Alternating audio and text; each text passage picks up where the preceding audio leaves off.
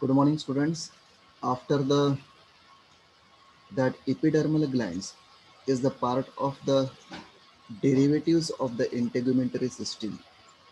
The next and the last part, that is the digital tips, and we know about that in different animals that different digital tips are present.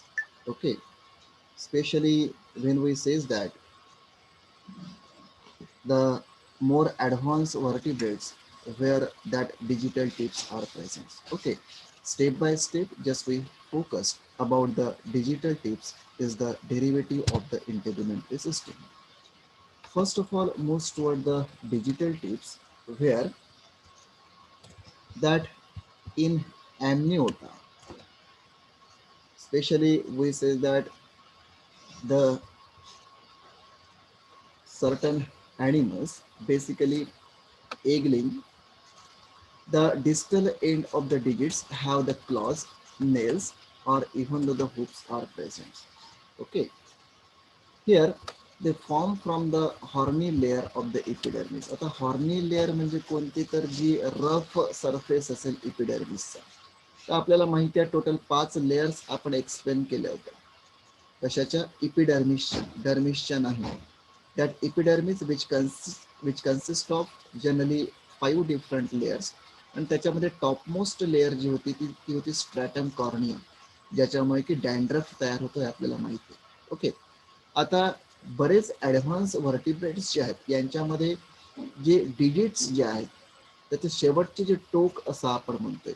ठीक आहे ना, आपले digits म्हणजे हातांचे किंवा पायांचे जी बोटं म्हणतो आपण एक प्रकारे, त्याचे एंड्स जे आहेत which are modified in the form of the claws in some animals. ठीक आहे, ऑर इव्हन दो नेल्स त्याला आपण नख असं आपण म्हणतोय, ऑर हुप्स त्याला आपण खूर असं आपण म्हणतोय. तर हे जे मॉडिफिकेशन्स दिसतात हे डिजिटल टिप्स असं आपण म्हणतोय. आणि कुणाचे मॉडिफिकेशन्स आहेत हे? The outer most or top most layer of the epidermis that name is the stratum corneum. Okay, they grow parallel to the surface of the skin and are built on the same plan.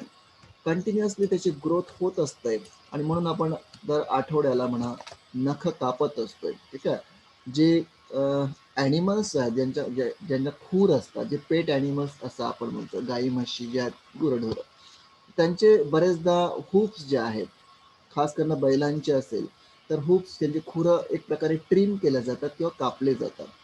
शेळ्यांचे सुद्धा ते hoops जे आहेत ते कापले जातात की जेणेकरून त्यांची वाढ कंटिन्युअस होत असते आणि त्याचा त्रास त्यांनाच होतोय. ठीक आहे, क्लॉज सुद्धा जे आहेत बर्ड्समध्ये आपल्याला दिसतात. ह्या 3 डायग्राम्स तुम्हाला दिसतात.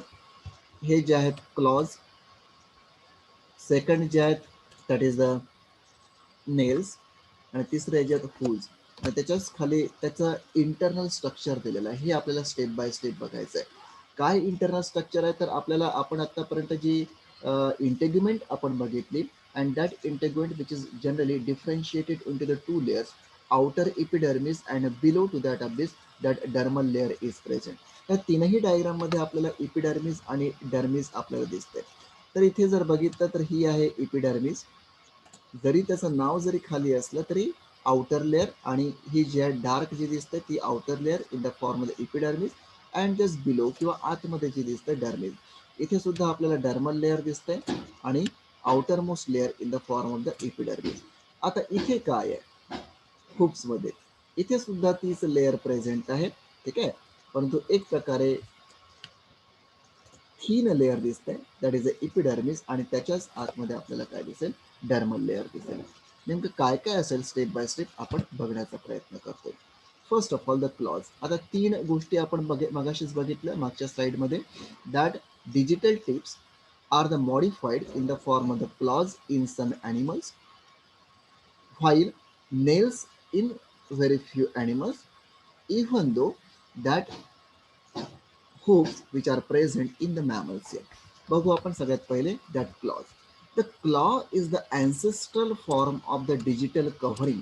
अँसेस्ट्रल म्हणजे अगदी सुरुवातीचा, पूर्वज म्हणायला हरकत नाही. That form which is observe is the part of the digital covering. एक प्रकारे समोरचे आपण नख जे आहेत, नखाचा उपयोग काय होतोय तर वरचे जे टिप्स आहेत समोरचे त्यांना एक प्रकारे प्रोटेक्टिव्ह कव्हरिंग देते.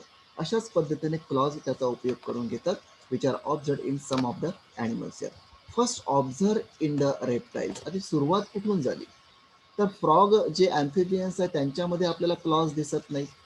ठीक आहे ना. म्हणजे याचाच अर्थ आहे की रेप्टाईल्स पासून खऱ्या अर्थाने रेप्टाईल्स आहेत, एव्ज आहेत आणि मॅमल्स आहेत यांच्यामध्ये आपल्याला मॉडिफाईड डिजिटल टिप्स दिसतात. त्यामध्ये सगळ्यात सुरुवातीला जे ancestral form of the digital tips असं आपण म्हणतो किंवा कव्हरिंग म्हणतोय, ते आपल्याला रेप्टाईल्सच्या रूपामध्ये दिसते in the form of the claws. Okay. Next point.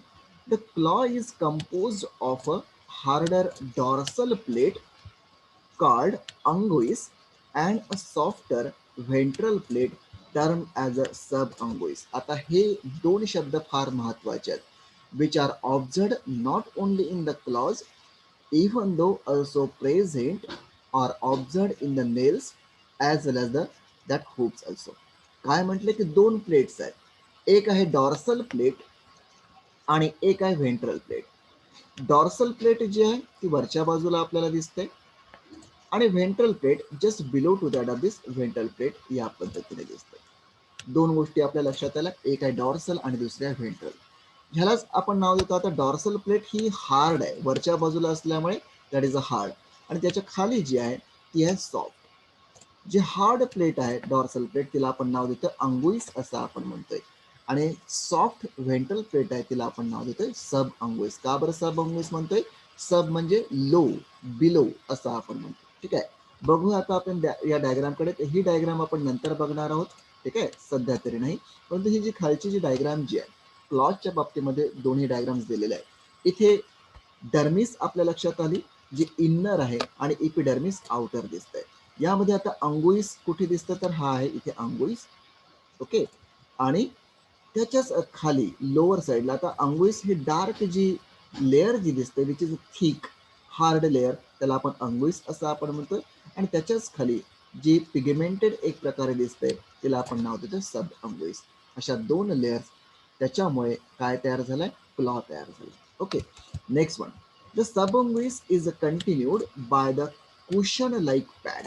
आता हा सुद्धा महत्वाचा आहे. एक प्रकारे आता हे आहे सब अंगुईस, आणि सब अंगुईसच्या लोअर साईडला एक प्रकारे सॉफ्ट असल्यामुळे कुशन असं आपण म्हणतो. कुशन जे आपण जनरली बेडवर जनरली यूज केलं जातं तर एकदम सॉफ्ट असतं, and that softness which is very important for the locomotion also.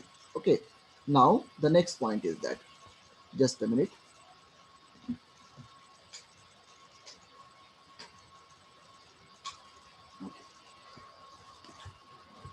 Now electricity सुद्धा बंद झाली, बघूया आपण की कितपत होतंय ते. In case of the mammals like dogs and the cats which walks on these pads. आता रेप्टाईल्स मध्ये आपल्याला दिसतंय, ठीक आहे ना. रेप्टाईल्स पासून समोर आपण जातोय तर आपल्याला क्लॉज दिसतील आहेत. The mammals like dogs and the cats which walks on these pads. एक प्रकारे त्यांच्यामध्ये क्लॉज असतात, एक प्रकारे माती उखरण्यासाठी किंवा वॉकिंगसाठी जास्त महत्वाचं आहे. ते जे त्यांचे जे क्लॉज आहे त्याच्या जस्ट लोअर साईडला काय दिसतात, पॅड दिसतात. आणि म्हणून या कॅटचा जेव्हा मूव्ह होतात किंवा पळतात ते रनिंग करतात अशा वेळेस त्यांचा आवाज होत नाही. कशा का बरं आवाज होत नाही? Due to the pads which are the modified form of the subunguis. Okay. Next point. In cross section of the unguis and subunguis form a U-shaped structure with the unguis enclosing the subunguis. इथे आपण बघितलंय जो एन्क्लोजिंग म्हणतो अंगुईस काय आहे, वरच्या बाजूला आहे आणि सबंगुईस खालच्या बाजूला असल्यामुळे एक प्रकारे यू शेप आपल्याला टर्न दिसतोय. ठीक आहे. After that the next part that is related to the claws. The claws of the reptiles and the birds are similar. Reptiles आणि बर्ड्स यांच्यामध्ये सारखेपणा आपल्याला दिसतोय, जो ह्या डायग्राम मध्ये दिसतोय. हे आहेत reptiles and these are the birds, we say that. Okay. But in mammals the subunguis is much reduced and is continuous with a pad at the end of a digit. मगाशीच म्हटलं की cat आणि dog मध्ये काय होईल, that सबंगुइस which is reduce जरी असला तरी एक प्रकारे पॅड म्हणून तो काम करतो की जेणेकरून मुवमेंट किंवा लोकोमोशन साठी जास्त महत्वाचं असेल. In cat family claws are रिट्रॅक्टाईल.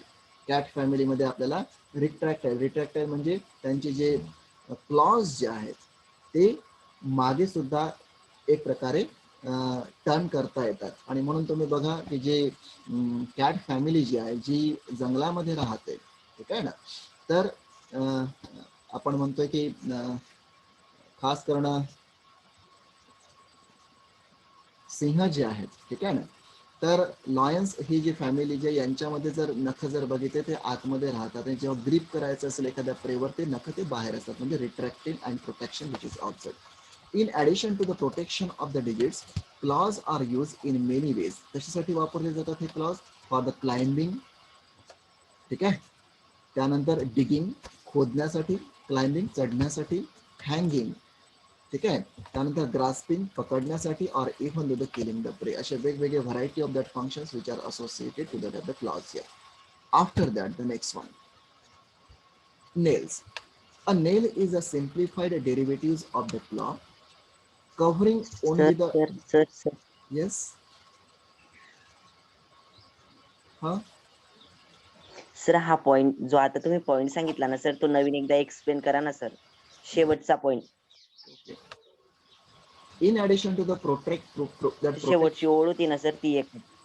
oh, in addition to the protection of digits, that claws are used in many ways for climbing. Climbing म्हणजे एक प्रकारे जंप करणे, आणि जंप करण्यासाठी ग्रिप महत्वाची आहे, ठीक आहे.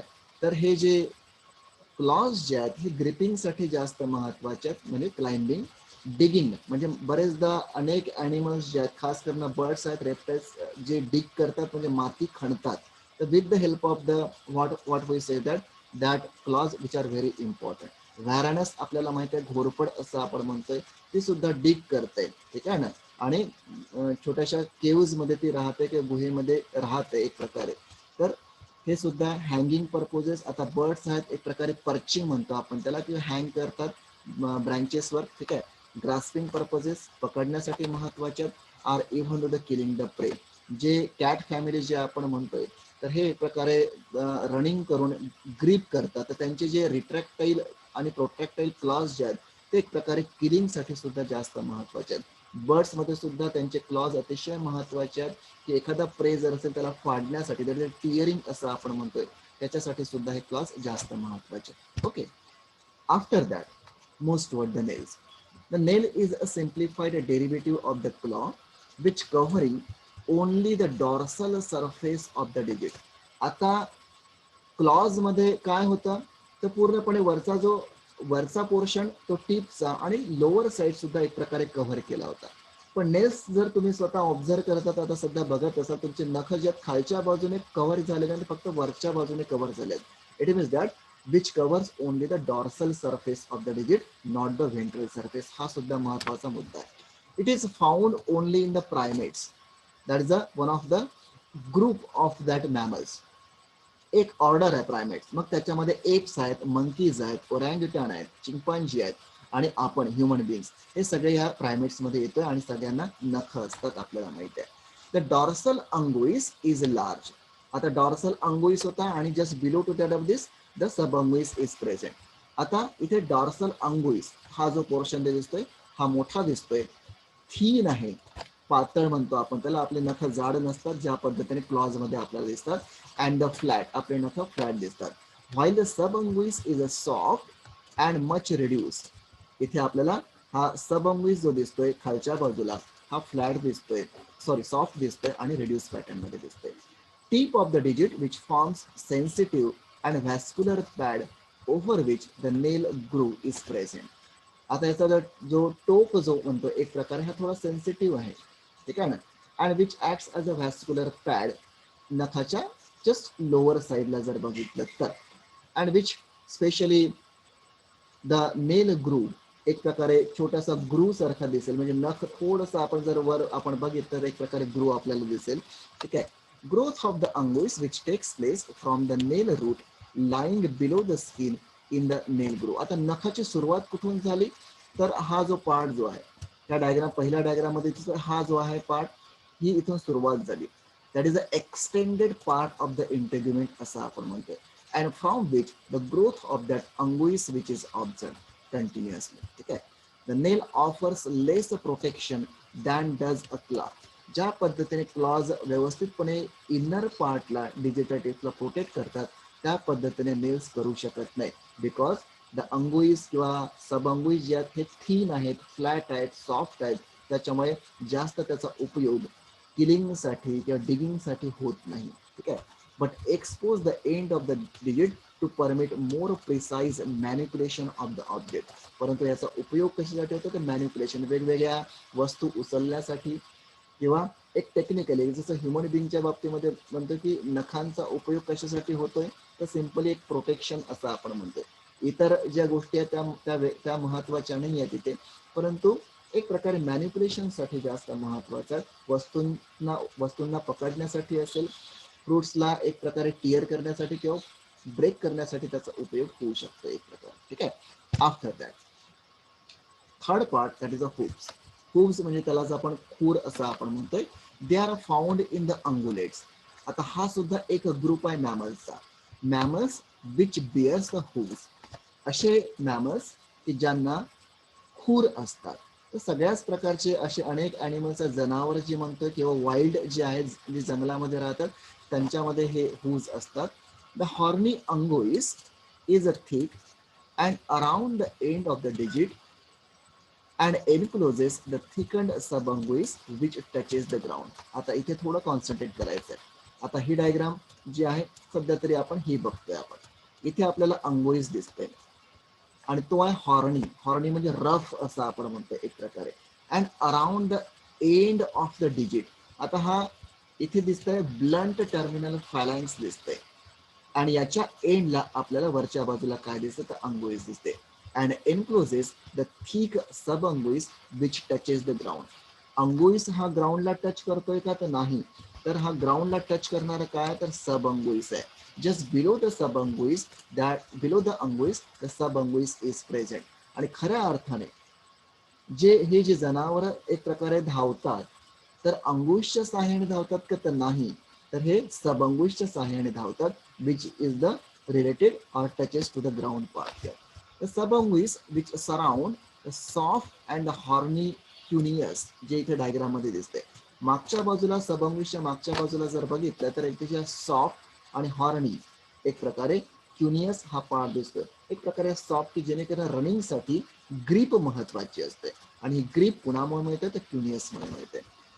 Tips of the digits thus forms a pad containing blunt phalanx. आता एक प्रकारे मुवमेंटसाठी, फास्ट मुवमेंटसाठी जास्त महत्वाचे सबअंगुइस तर ठीक आहे, एक प्रकारे ग्रिपिंगसाठी क्युनियस महत्वाचा आहे आणि अंगुइस प्रोटेक्शनसाठी महत्वाचा आहे. पण त्यासोबतच फॅलॅन्स जो आहे, टर्मिनल फॅलॅन्स म्हणजे हे जे बोट जे आहे त्याचा हा टर्मिनल जे डिजिट्स आहे त्याला आपण फॅलॅन्स असं आपण म्हणतो. त्याला फॅलॅन्जेस सुद्धा म्हणतो आपण त्याला.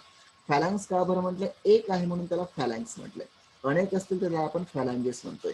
तर हा जो टर्मिनल फॅलॅन्स आहे किंवा डिजिट जो आहे इथे बोन प्रेझेंट आहे, हा कसा आहे तर ब्लंट आहे. ब्लंट टर्मिनल फॅलॅन्स असं म्हटलं गेलेलं आहे. ठीक आहे. आणि which form the pad like structure associated to the subunguis. Okay. खाली आपल्याला दिसतंय इथे वेगवेगळे टाईप्स येतात हुप्सचे. जे झेब्रामध्ये आपल्याला वन टोड हुप दिसतंय, टू टोड हुप्स आपल्याला कॅमलमध्ये किंवा इतर ॲनिमल्समध्ये सुद्धा दिसतं. टू टोड स्पेशली जे गोट आहेत, काऊज आहेत यांच्यामध्ये टू टोड हुप्स दिसतात. थ्री टोड हुप्स जे आहेत खास करून आपल्याला कुठे दिसतात तर एलिफंट्स. ठीक आहे. आणि फोर टोड हुप सुद्धा आपल्याला दिसतील. असे वेगवेगळे पॅटर्न्स आपल्याला हुपच्या बाबतीमध्ये दिसतील. ओके. इथे आपला हा टॉपिक संपला. आपण डिजिटल टिप्स एक्सप्लेन केलंय, डिस्कस केलंय आणि in that digital tips already discussed here in the form of the that claws, then the nails and the hooks here. Exercise कडे वळायचं. Yes. Now give the answer. The first question is uropygeal gland is present only in. काय असेल answer याचा? Reptiles, Amphibia, birds की mammals? Yes, anyone? Uropygeal gland is present. Amphibia. Amphibia, wrong, is the birds. Europygia फक्त birds मध्ये असतं. Second, claws are modified into nails which are characteristic of. Claws जे आहेत कुणाशी रिलेटेड आहेत? Modified into nails which are the characteristic of Primitives. primates, reptiles. reptiles, birds. Primitive primates. प्रायमेट्स म्हणतात त्याला, परंतु हा प्रश्न चुकलेला आहे. बरोबर आहे की बरोबर आहे की चुकलंय? Claws are modified into nails. Nails ही स्पेशालिटी कोणाची आहे? तर फक्त प्रायमेट्सची आहे. एव्ज रेप्टाइल्स मध्ये आपल्याला काय दिसतात? तर क्लॉज दिसतात आणि अंगुलेट मध्ये आपल्याला काय दिसतात? तर हूव्स दिसतात. हे लक्षात ठेवायचं. Okay. Dash dash glands are found in male lizard that serve to hold the female during the copulation. अशी कुठली ग्लँड असते लिझार्ड मध्ये किंवा रेप्टाइल्स मध्ये, खास करून मेल मध्ये, की ते कॉप्युलेशन साठी फिमेलला ग्रीप करते? माहिती आहे? Yes, Femoral. Yes, that answer is the femoral Gland. ठीक आहे ना. पेअर्ड मध्ये आणि एक प्रकारे एक सिरीज मध्ये ते अरेंज असतात. Okay. Stratum dash dash proliferates to give rise to the multi-layer epidermis, granulosum, spinosum, corneum to germinativum. अशी त्या 5 लेयर्स मध्ये इपिडर्मिसच्या अशी एकमेव लेयर आहे की ती लिव्हिंग लेयर आहे आणि त्यामुळे प्रॉलिफरेट करते, म्हणजे ते डिव्हाइड होते की जेणेकरून अनेक लेयर्स इपिडर्मिसच्या तयार होतात. काय असू शकतं याचा answer? Stratum granulosum, stratum spinosum, stratum corneum की स्ट्रॅटम जर्मिनाटिव्हम. नावातच सगळं आहे.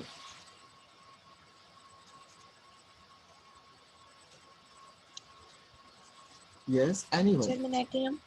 Yes, answer is the stratum germinativum. बाकी जे आहेत त्या वरच्या लेयर्स झाल्यात. ही एकमेव लिव्हिंग लेयर आहे and which has the ability to divide mitotically. Okay. Question fifth. Dash dash present in the navel of the abdomen of musk deer. जे मस्क डिअर जे आहे, काळवेटी जे आहे, त्यांच्यामध्ये अशी ग्लँड प्रेझेंट असते की त्यामुळे ती नाव्हलमध्ये, बेंबीमध्ये असते. त्याला आपण कस्तुरी म्हणतो आपण त्याला. सेंट ग्लँड आहे, स्वीट ग्लँड आहे, फ्युमोरल ग्लँड की ऑइल ग्लँड आहे? त्याचा सुगंध Scent सगळीकडे. gland. Yes, that is a scent gland. Next question. Scent gland. Yes.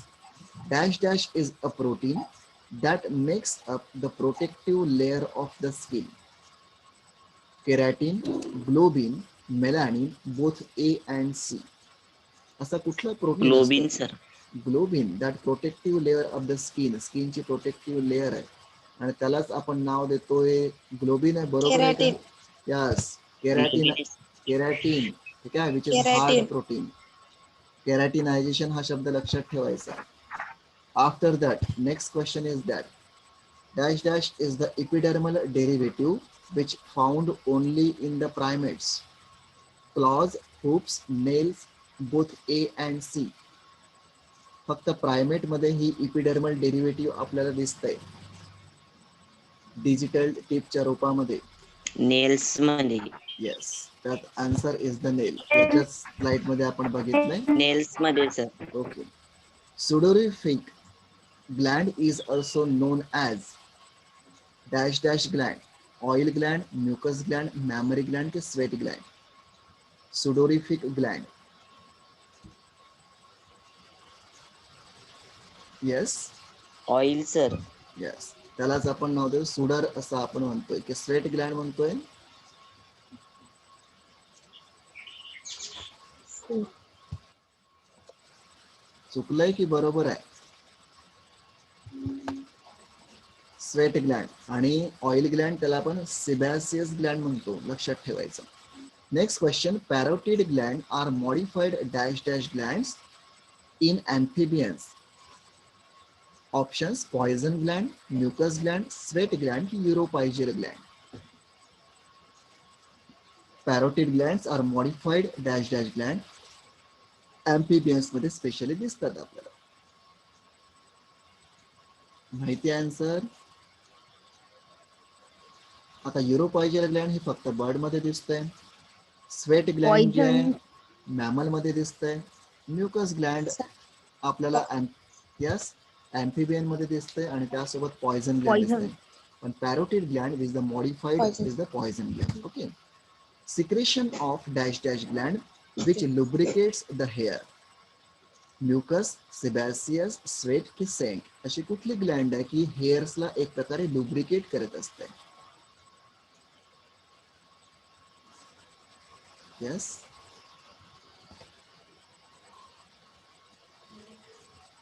कुठली ग्लँड असेल? Sebaceous. यस सिबॅसियस. त्यालाच आपण ऑइल ग्लँड सिबॅसियस म्हणतात त्याला आणि त्यालाच आपण नाव देतो ऑइल ग्लँड. आणि ते Sebaceous. यस हेअर फॉलिकल जो म्हणतो किंवा हेअर बेस जो असतो त्याच्या शेजारी ती ग्लँड असते आणि त्याचं ओपनिंग जे आहे हेअरच्या बेसला असतं. ठीक आहे ना. नेक्स्ट वन हेअरच्या ओपनिंगला असतं. The unicellular mucus glands are present in dash dash and fishes. Amphioxus fishes.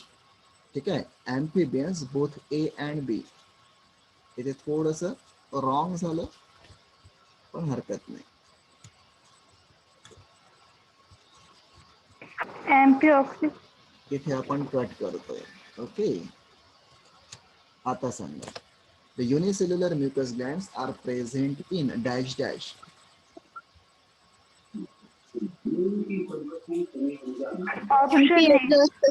दोन प्रकारच्या म्युकस ग्लँड्स मिळतात.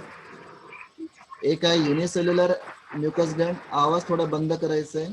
युनिसेल्युलर म्युकस ग्लँड आणि दुसरा आहे multicellular mucus gland. Unicellular mucus gland ही अँफिऑक्सिस, सायक्लोस्टोम्स आणि फिशेस मध्ये आपल्याला दिसते. ठीक आहे. आणि मल्टीसेल्युलर म्युकस ग्लँड ही आपल्याला अँफिबियन्स मध्ये दिसते. मग उत्तर काय असेल याचं? Both A and yes both A B. And B. Yes हे थोडंसं कॉन्सन्ट्रेट करायचं. And last question. Dash dash enzyme is present in the cells which produce luminescent light. जो कोल्ड लाईट किंवा काही जे ॲनिमल्स आहेत ते ग्लो करतात त्याला आपण फोटोफोर असं आपण म्हणतो किंवा luminescent organ is the part of the modified part of the epidermal layer. तर त्यामध्ये असा कुठला एन्झाईम प्रेझेंट असतोय? ल्युसिफेरिन, ट्रिहॅलेज, ल्युसिफेरेज की लायपेज? दोन कंपोनंट्स एक एन्झाईम आणि कंपोनंट फ्यूज होतात. Lipase. यस लायपेज हा एक एन्झाईम आहे तो जो Lipase. लायपेस सर. लिपिड ब्रेकडाऊन करतोय. ट्रिहॅलेज आहे शुगर ब्रेकडाऊन करतोय. इथे आता उर्वरित दोनच राहिलेत. ल्युसिफेरेज हा एक कंपोनंट आहे आणि दुसरा ल्युसिफेरेज नावाचा एन्झाईम आहे. हे दोन एकत्र येतात in the form of with the help of the oxygen. ऑक्सिजनच्या कॉन्टॅक्टमध्ये येऊन एकत्र येतात आणि लाईट ग्लो करतात. मग काय उत्तर असायला पाहिजे याचं? कुठलं एन्झाईम असेल? Luciferin. Luciferase. Yes that name is the luciferase. ठीक आहे. तर हे झाले क्वेश्चन्स या टॉपिकशी रिलेटेड. असे अनेक क्वेश्चन्स या टॉपिकशी रिलेटेड आपल्याला काढता येतात. हे जास्त महत्वाचे असतील. ठीक आहे. नंतरचा प्रश्न जो राहिलाय किंवा टॉपिक जो आहे युनिट सेकंड स्केलेटल सिस्टीम हा उद्या सुरू होईल आहे. ठीक आहे. त्या बाबतीमध्ये आपण त्याच्याशी चर्चा जी आहे स्केलेटल सिस्टीम बद्दल हे उद्या करणार आहोत. ठीक आहे. तुमचे काही प्रश्न असतील तर विचारायचे.